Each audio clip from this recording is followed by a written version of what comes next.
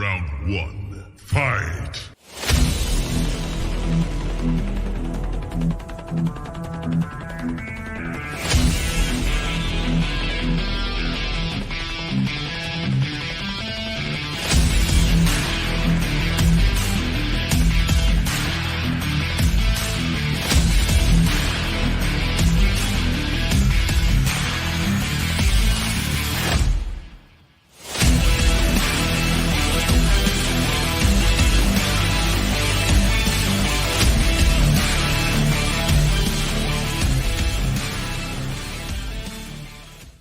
What's going on, BW Sports One World? It is your boy, The Lion, and we are here for another great interview on Combat Zone.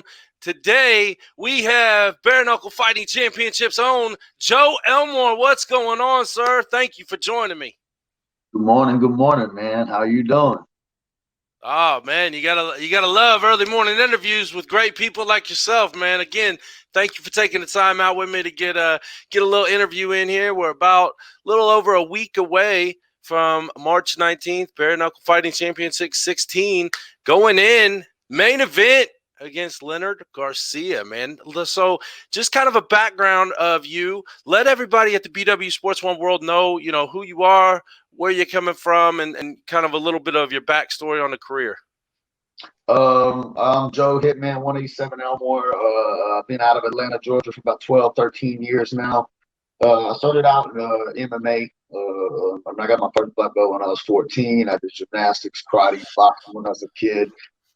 I got about 40 pro MMA fights, 10-0 in Alabama, unsanctioned whenever it was still illegal back in the day. So I'm just back doing the underground fighting like I used to, man. I used to do a lot of pit fights back in the day where they'd carry me because I've always been a little guy.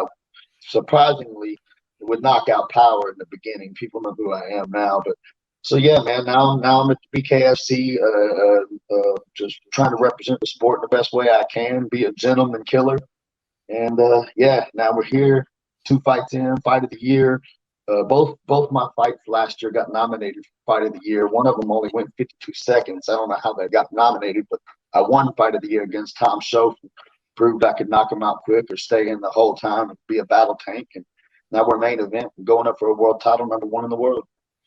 I love it. I like seeing 2 guys battling, especially for a title, man. And congratulations on this final. Well, I don't believe this is going to be for a title. There's a possibility this one specifically Okay. it could be put up for the diamond belt, but that's still up to the Bare Knuckle Boxing Hall of Fame. But this definitely, I'm #1, and whoever wins this fight will be the man to fight for the title. There's a couple guys under this, depending on how that outcome comes, but we're the gatekeepers. So if he beats me, he fights for the title next. If I beat him, I fight for the title next, or I don't fight. So yeah, that's where we're at now. Okay, so it's do or die time. Yeah, it's do or die, man. I put everything on the line. I've sacrificed time with my son, my family, my wife, and I'm giving everything I have love-wise to the fans, to the fight company. And yeah, man, I'm gonna make sure they give my family what we deserve. Good to hear. So, like you said, you have a ton of MMA fights. Then you're 2-0 now in Bare Knuckle Fighting Championship. How was the transition from MMA to bare knuckle boxing or bare knuckle fighting? Easy, man. I grew up watching Kimbo Slice and guys like that. Like I said, I was a pit fighter. It was underground whenever we was younger. Yep. Even the gents. What I mean by pit fighting, Tank Abbott. I wanted to fight one night with Tank Abbott out in the middle of a field in Florida with a bunch of trucks around. They charged people to get in. There was a big keg, and people watch these fights in the middle of the night on some private landowners, kind of like what Street Beef does. I'm a part of the Street Beef family.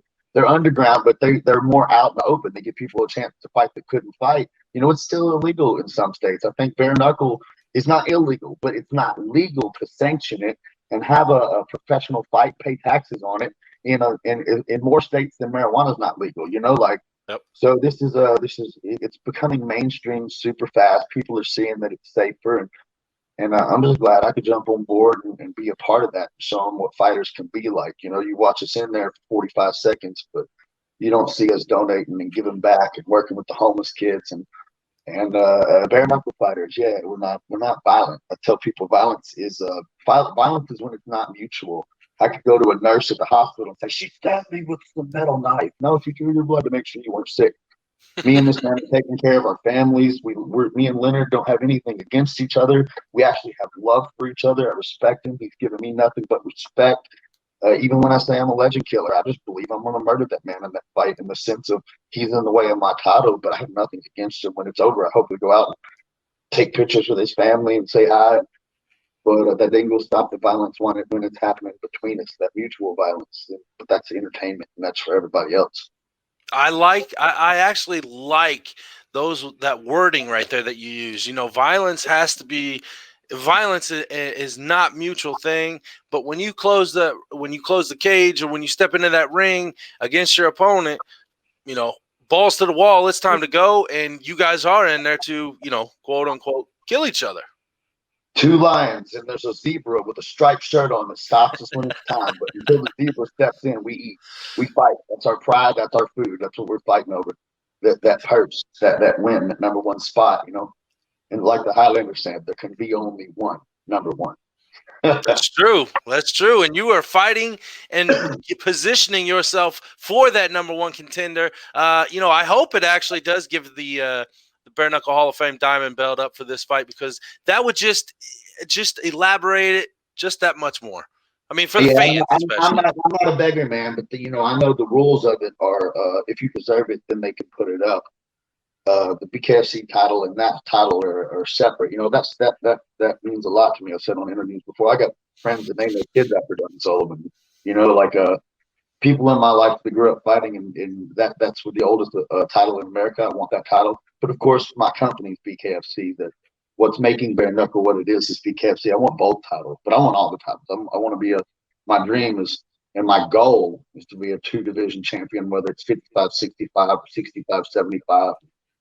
And just do great things, man. I want to go down just like Dan Henderson and Chuck Liddell and Randy Couture and Dan Gable, and guys that made this Horse Gracie, and guys that made their sports their sports. You know, Dan Gable was a wrestler. You know, he was a coach. You know what he did. One defeat, I think, his whole entire career. Guys like that, man. I want to go down, man. We have guys like that in the company. Chris Lytle, man, he sent me a beautiful shout out yesterday. But God, he got I think 6-7 fights in the UFC, maybe, and I think 6 of them fight tonight, or maybe it was 6 with 5 fight of the nights. Mm-hmm. And that's my plan every single fight, dude. I fight for a fight bonus because I've had fun fighting. I'm gonna go out there, and this is either gonna be knockout of the night, or this is gonna be fight of the year again. And yeah, it just happens to be a main event. That's what it's gonna be, March 19th. Well, you're definitely a very entertaining fighter in my eyes, and a lot of other people's. I can assure you that. Now, kind of going into this fight, you know, you've had tough opponents before. Now you're coming up against Leonard Garcia, who the world knows from, you know, the UFC in the mixed martial arts world. He has been, you know, in bare knuckle now for a minute. But how do you train, or does training camp change at all for? Obviously it does different opponents, because you're watching their tapes, and you're watching their fights and previous fights and how they handle themselves. But when you're training against somebody like Leonard, what gives you that little extra oomph, and what do you do differently in training camp for somebody like this? Nothing. I trained since the beginning of my career. Everybody's asked that question. I've never answered it with this question, but since the beginning of my career, they said, what are you going to train differently? In the beginning, I was training for BJ Penn. My very first amateur fight, I trained like BJ Penn was coming out there, and my mom her life depended on me.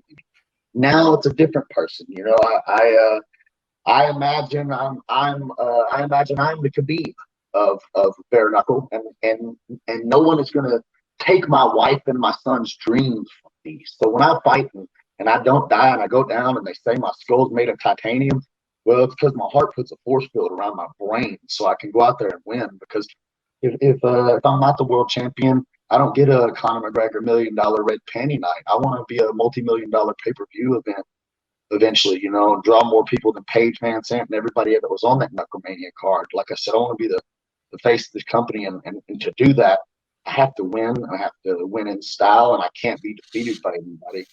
you know, and yeah, I got my heart on the line for that. I really truly love fighting. It's provided a life for me. I want to give back. You know, the greater I become, the more I can give back too. It's the biggest blessing I have now is what I can provide for my friends and what I'm not MC Hammer and being smart. But yeah, man, I love being able to give back. Just sometimes I get opportunities that I get because I'm me, and I get to share those with my coach and my friend and do things. And share, man, I'm not letting that stop. Not just for me, but for everybody. I love it. I love it. So let everybody know kind of what you do on the back end that people don't necessarily see or know about, you know, like giving back to different communities and giving back to certain people, you know, let everybody know what you're doing in the back scene that, like I said, not everybody realizes. I mean, we do bulletproof stuff. We have Dog Pound Ambition. We have the Black Orchids. I'm actually going to go with them. I think the 27th of March down to Sammy Collin Woods and fight with them. But you know, some of those kids were homeless. I talk about it all the time. So if y'all look up Black Orchids or Dog Pound, there are other friends of mine that run those. But I work really closely with them because of my platform. I get share my platform with them because those kids are great and they live by their heart. And Jesse, I Can Sparkman, it's the I Can Everything movement, ICanSparkman.com. He's a adaptive boxer in a wheelchair. Through my GoFundMe, man, and BKFC donated, Street Beef donated. I got a lot of loving family, and they got him a wheelchair. Jesse, I Can Sparkman, he's going to be at the fight, sitting front row in his brand new wheelchair. We got that flying down so everybody can see what they did together. Just different things like that, man. And any organization that I have extra time because I fight full time now. I try to make appearances and just help with anything, like everybody should. Simple stuff, man. I agree wholeheartedly. If you have enough to help out, you should. Anybody. Time is the most valuable thing. You can't get it back once it's gone. So That's if you true. have it, don't waste it. Give it. You know what I mean? I love Time it. is free as well. Yes, I love it, man. So you mentioned that you're fighting full time now. You know, no other day job or anything like that. How does that set you mentally, physically, emotionally for fights now that you are able to put that full time in? Well, you know, I was blessed for the last 12 years. I've trained full time, but I worked. I got paid to be at X3 Sports. I was teaching kickboxing 3 days a week, Monday, Wednesday, Friday, 6:30 a.m. I taught fast track, which is speed, agility, footwork from Tuesday, Thursday, 6:30 a.m. I taught the 11 o'clock and 12 o'clock, either fast track or kickboxing class 5 days a week.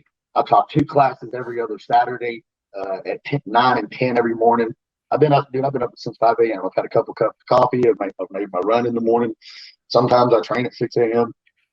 So I just yeah, man, I try to set myself apart and stay busy and stay training and stay working. Awesome. Now, kind of going back to the transition between MMA and bare knuckle. Obviously, MMA gloves aren't much different than bare knuckle because there's not a lot there, but you still have the padding. You still kind of have a little extra blocking potential, I should say. What is the difference? And I have asked everybody this, and I like getting everybody else's perspective on this. What is the difference between an MMA fight? Now, obviously, take out the ground part of it, but as far as your hands, your stand up, and the kicking, you know, take kickboxing and the Muay Thai out of it. But as far as the holding your hands, you know, you got that little extra padding. Bare knuckle, it's just this, and you have just a little bit extra room to get those punches through. So, you know, tell us like the little bit of the difference in your perspective on that part. Man, you got to be careful because in MMA, my skull is so thick. I have a technique where I headbutt the jab as it comes in to make space to throw the overhand right. And I'm trying to headbutt, break their hand with my skull as I throw through. Now I tried to do that against Tom Show. People thought I was gloating, but I was aiming my forehead at it to turn it down. And it did get my eye. I dropped him. But with the up jab, it taught me a lesson, man. You got to be a little more careful, even though that the head is a dangerous weapon. That the skin is thin on my face. I got so much scar tissue from years and years of fighting.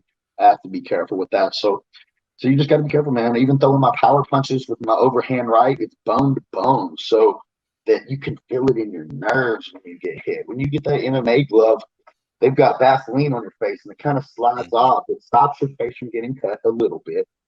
and it helps your hand not get broke if you're off on the punch a little bit.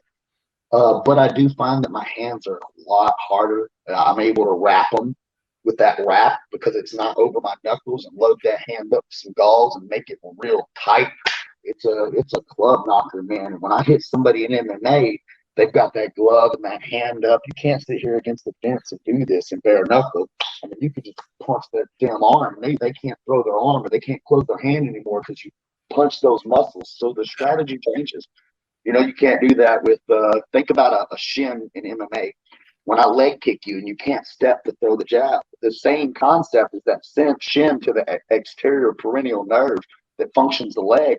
If I can hit these muscles and nerves in here, when you're blocking, I'm intentionally aiming. Now, I'm not trying to hit here. You have to be careful and come over the top, but I have different strategies and things that you normally wouldn't do in MMA, you know. What you're mentioning the the putting your head down to have them hit your the top of your head, because that is a hard piece of body and it does break hands just like elbows do. What is the best defense in bare knuckle fighting? Man, aggression and power. I mean, honestly, dude, this fight is not made to be defensive. It's 2-minute rounds. The best defense. Shut fucking iron jaw. Excuse my language. You're good. You're good. But man, I'm telling you, bro, the best defense is taking an ass whooping. I'm blessed. I've never really had no like super depression from getting hit, which I don't get hit with power shots. I get hit a lot, but I don't get hit with power shots. Just a bunch of cut stuff. But man, yeah, dude, I'm tough as shit, and that's the best defense, because if you put a pressure on a guy and you get stuck in a pocket banging and you can't take that punch, you'll see there was I think it was the third time I dropped Tom Schoaf, maybe in the 4th round. We both threw an uppercut that locked each other's arm and missed, and we both came back and hit that double left hook. Pow! My cheeks swelled up, and he dropped to the floor. And yeah, so that's the best defense right there. Stick, move, or bang, bang, bang. I promise you, sir, on this show here at Combat Zone, you never have to apologize for getting fired up for a fight. I love it. It shows the enthusiasm. It shows that lion mentality in you, and I love it. I cannot thank you enough for showing it. This last week, bro, my palms, oh, God, I got to take 3 showers a day, bro. I start sweating. I turn to I tell people I'm shaking. People think I'm not even cold right now. My adrenaline glands are already out of the overactive adrenaline gland. I don't talk about it. I have extreme ADHD, overactive adrenaline glands, so it's hard for me to slow down. Except for fighting. Fighting is my magic. When I'm out there fighting, it's the one time everybody's as fast as me. So for me, it's slow. The world is like a dance, and I can see everything slow down. So but before that, bro, I have to take my chi and cram that shit because it's making me leak everything out of my body ready for this fight. But I'm saving for the war. I've learned over a long period of time to harness this shit. Those nerves are a great thing. I think some people lose control of themselves. They can't play that guitar like Lenny Kravitz, or they can't play that guitar like Bob Marley. You know what I'm saying? Fighting is my guitar. I love it, man. I love it. Then you'll see me close my eyes. So I bit my tongue off. Part of my tongue off in that last fight against Tom Schoaf. I bit down on my tongue so hard when he uppercutted me, my bottom teeth went through to my damn my mouth guard. In the 2nd round, I was fighting with my tongue off. That's why when I went in that 2nd round, right? You see it? Yeah, you can see a little bit of a mark in there. Yep. Gangrene. That's the 3rd time too, though. But then whatever, you know. It healed back. Scars and cuts are boo-boos. They're not injuries. There you go. And I like the concept that you said. You know, it's kind of like a dance. You're in a slow dance when you get in there. That's a lot of people, and with certain issues like ADHD and stuff like that. When you find something that allows your body to feel comfortable and to feel that sense, exactly, that groove. I like it. He's getting the morning groove here today, guys. Once you step in that ring or cage or, whatever you're in, everything shuts off. and you got that tunnel vision. And I love when you said you close your eyes and you just see everything so smoothly. And that makes you a dangerous, dangerous man in that ring. And I cannot wait to see what you're going to bring Friday, March 19th.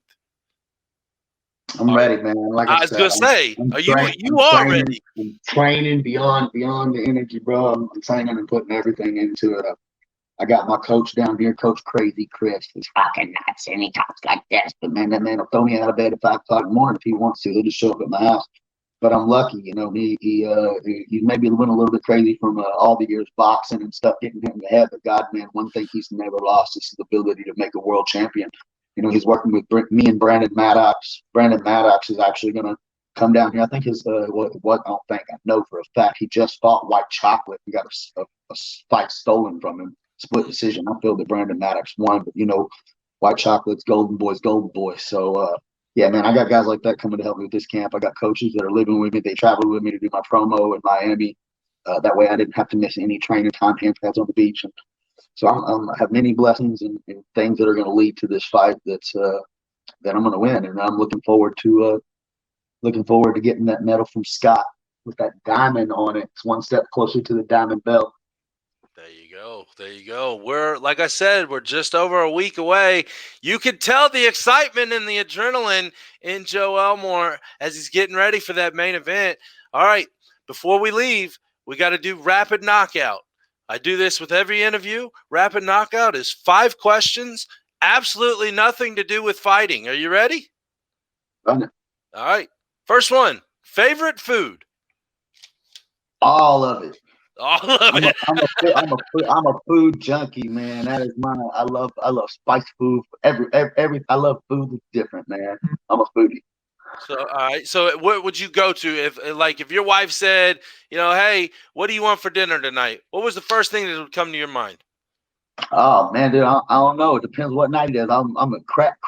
I eat shit my wife don't eat, dude. I eat crab legs. My best friend's from Korea. I love street food.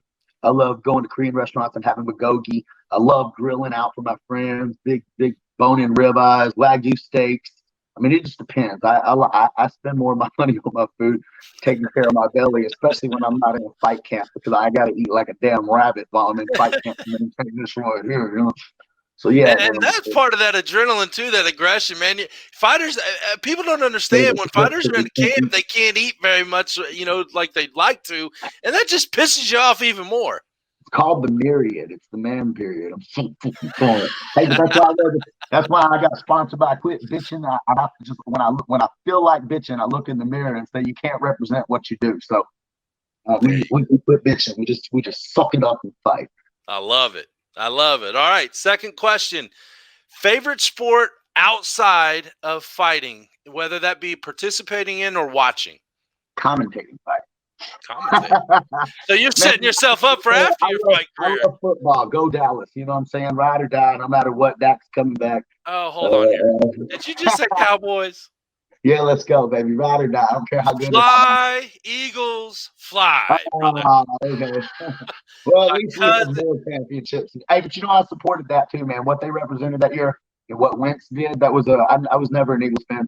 And you got to go look on. You'll appreciate this. I had that year, I had a bet with one of my clients at the kickboxing gym, a girl. She's a teacher with my wife, and she loved the Eagles. And I'd wear a little cowboy shirt under my facility shirt and show it to her. So she had this little Eagles tank top. In that first game they played, the Eagles versus the Cowboys that year, we made a bet, and I had to wear a small women's I love the Eagles tank top while I taught kickboxing, but I'm a man of my word. So I love it. I'm gonna have to pull that picture.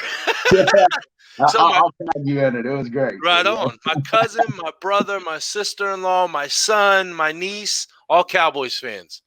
Yeah, go. I like your family a lot. You, on the other hand, you're all right. It's all right. It's cool. All right. we know who's got better decision making. Well, you know, not everybody can be as smart as me. Yeah. Favorite music, whether that be an artist, a genre, or a group. Who do you like? Who do you go to when you hit that playlist? Man, these questions are hard to answer, but truthfully, I don't do labels, man. I'm not black, I'm not white, I'm not nothing. I listen to Garth Brooks. I've been to more Garth Brooks concerts than anything, but I rap myself. I actually rap my own walkout song. It's called Welcome to the Joe Show. Every single time I've walked out, I'm actually making a rap video this week and a Nice. mini doc. So yeah, man, it just depends my mood. I love rap, man. It gets me hyped up, especially it's one of my best fight musics, the beat, the vibrations it creates. Sometimes if I really like somebody too much, I'll listen to some death metal. I don't listen to hateful things too much, but if I need to just like really want to hurt somebody, but I can't, they're like, oh, they're a nice guy. I'll listen to something that makes me a bad person for a minute. But yeah, man, country music. If I just want to chill, rap. If I want to get in like a little swag. Now, are we talking old school rap or this new Yeah, stuff? lyrical. Not, I don't. I mean, yeah, no, I like lyrical stuff. Once upon a midnight dreary, while I find a week and weird, many quaint, curious volumes, forgotten lore poetry. Edgar Allan Poe is the reason I like to rap. I used to write poetry when I was a kid, and rapping to me is just like fighting. Street battle dances. I was a gymnast and did a little beat boy, just and swag music. Anything that makes that helps you express yourself. When you have too much energy, is the best way to do that. Whether it's lyrically, physically. Yeah, just you hold it in, it becomes negative. If you let it out, you might find a talent or at least a hobby to make you feel good. So Absolutely. Okay, that just falls perfectly into my next question. Favorite hobby other than the fighting or training fight? I know the climate's horrible for this, but I'm a hunter. But I love shooting guns, jumping out of airplanes, and racing really fast shit. Nice. Yeah, I skydive. I've got a video jumping out of an airplane and telling people, "Hey, if you think you're gonna beat me, jump out of a plane with no backpack on." And I jump out like. So I love anything that has to do with adrenaline. Anything that my wife wants me to get life insurance for, I really like. That's awesome right there. Maybe more than her. We actually raised. I don't know why. I tell her I'm a pro fighter. And she's out here like cutting her throat like a kindergarten teacher, nicest girl in the world. But when I fight, God, please. See, we actually race go-karts up here at the oldest track in the United States, Whiteland Raceway Park, and sitting an inch off the ground makes you feel a lot faster than about 60 miles an hour. We shouldn't say we got some here go 60, 75 miles an hour. That we've got the ones that are about 50, 60. And you can go out there and rent them at the Atlanta Speedway here in Atlanta. But then they got the ones that are like the Indy go-karts. Those things go 75, 90 miles an hour, man. And you can go out there and tear that thing. You definitely feel like you're going fast. Oh, yeah. I ended up backwards and then nailed the wall at about 50 miles an hour last year. Got up. Everyone's like, "You all right?" "Yeah, I'm fine." This isn't. Yep, that could be a T-shirt. Don't eat chili and ride. I like that. All right. Last question in rapid knockout. Favorite role model growing up, whether that be on the personal side or in athletes? Honestly, what saved my life, I guess my biggest influence is God, because I don't push it on folks because I'm not a religious person. I was raised Southern Baptist. My mom was a Church of Christ. But God to me is love, and there's been a lot of times in my life where I've wanted to give up, and I feel like He gave me my life. He gave me my life. I've died twice. Fell off a motorcycle at 120 miles an hour. Had 65% road rash. I didn't have any shoes, no helmet. I've got pictures of it. Eventually I want to share more of my story. I got so much. I wanted to be a world champion first before I share some of the things to uplift others to never give up. But yeah, man, God has got me through a lot, and it's my biggest influence. I mean, I love Dan Gables. I went to his combat camp for wrestling. I love Hoist Gracie. He's the reason I do jiu-jitsu. Bruce Lee and somewhat the Karate Kid, the original one. Or the reason I do karate. Daniel Russo, he's here in Atlanta right by us. Yeah, man, I have a lot of influences, but God put all them in my life, so that's where I'm at on that. Very true, very true. So, are you a Cobra Kai fan? Are you yeah, I'm a Cobra Kai fan of the intent of the Cobra Kai, because I feel like he's trying to change, especially in the new series. But no, man, if I'm going to go anything, I'm going with with Daniel Russo. I've always been the anti-bully. I was 4'11", 103 pounds my freshman year in high school, and I was approached to wrestle because this kid said, "Hey boy, how big are you?" And I'm like, "Oh shit, man!" It was my first senior fight. This dude was like the president of SPO. It was like a fraternity, or in our school, in our high school, had a fraternity in the backwoods. Think about that. But yeah, but I was like, well, "What do you mean?" He's like, "Dude, you look about 100 pounds." I'm like, yeah, like 98. He's like, "You're gonna wrestle one freak, come today." And I'm like, "Oh shit, okay." So I went to wrestling because a guy asked me on football homecoming float if I was 100 pounds. And yeah, man, I got my ass kicked in the first 6 fights. I was 221 and 16, I think, my whole entire fight career, 16 or 18, including tournaments and state tournaments. And I lost my first 6 matches. But I got disqualified.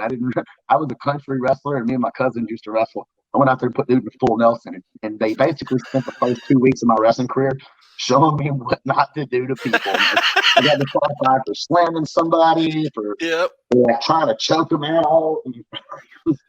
Dude, we were grappling in the backyard with me and my friends growing up, punching each other, trying to copycat UFC and Pride and stuff like that. So when I went to the wrestling team, I'm like, "This is how we wrestle." It was a little bit different. Yeah, a lot different. But yeah. Well, Joe, thank you again for joining me. Why don't the floor is yours to shout out your sponsors, your followers, whoever you would like to. Oh man, I'm gonna keep it simple. I got a whole bunch of sponsors, man, about 50. So I'm not gonna. I just want to say thank you to everybody. Everybody that's been in my fight camp, all the people, even the haters, man. A lot of people say this and don't mean it, but I really appreciate all the people that have sent negativity, because it's reminded me that you have to take the good and the bad. I've got more likes and more followers for genuine reasons because of those hateful people that made me go viral, So I'm just grateful for everything good and bad that's been happening. I promise to be an awesome champion and represent all the sponsors and everybody that's had my back here lately. Thanks to my wife and my grandma, the ones that have really taught me to be loving. And David Philman, man, this platform's awesome, bro. We're gonna kill it. BKFC. Leonard Garcia, man, thank you for putting your legacy on the line. There is no winner or loser in this, regardless, because we're both champions. We're both great at what we do. We're both out there entertaining for love. But I'm coming to get you, and you're in my way of that title, and it's mine. It belongs to my family. It belongs to me, and it belongs to the world. Just like this one. I retired. Nobody ever took this one from me, and that was my pro MMA career. I won actually 3 titles, and but this one's not going to be taken from me either. So thank you for all the support. Thank you for the platform. BW Sports 1, baby. Hey, I appreciate it, sir. Guys, Joe Elmore. Hitman 187. Y'all look me up on Instagram. By the way, Joe Hitman 187. Don't forget to add me, because I've been really I got documentaries. I got a lot of stuff up. I'm going to keep up with y'all. I answer all the questions. If you message me, I always talk. I never just let it go by. That's why we love you, Joe. Appreciate it again, you taking the time out to join us on Combat Zone. You will see him March 19th, main event against Leonard Garcia. Everybody out there, quit bitching and get to it. Joe, thank you again. We look forward to see that fight March 19th, just a week away. Thank you again, and we will see you guys back here, Combat Zone, every Friday night, 7:30 Eastern Standard Time, and we are out. Let's go.